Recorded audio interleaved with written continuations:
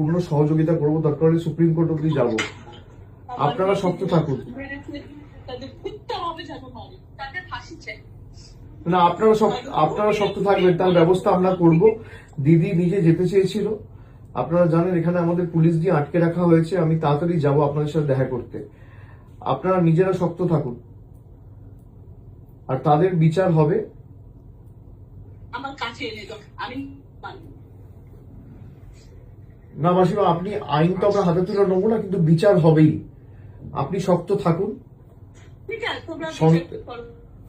সন্তান ছেলে মেয়ে তো চলে গেলে এর থেকে বেশি যন্ত্রণা, বেদনাদায়ক, মর্মান্তিক কিছু হতে পারে না।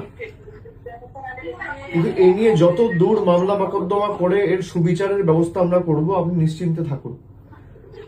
আপনার পরিবারে কি আছে আর? আপনার পরিবারে কি আছে আর?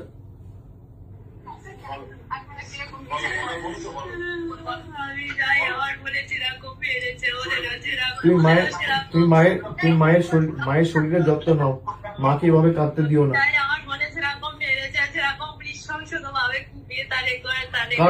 কারা করেছে এটা?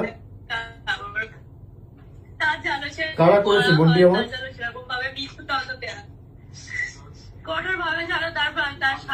যে ছেলেগুলো যুক্ত, তোমরা কি চেনো তাদের?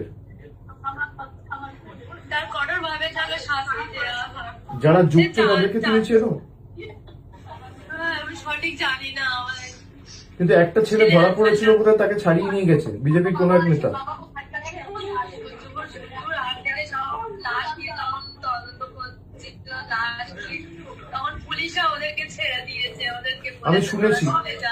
আমি শুনেছি এটা নিয়ে আমরা সুপ্রিম কোর্ট অব্দি যাব, এবং এর সুবিচার পাবে।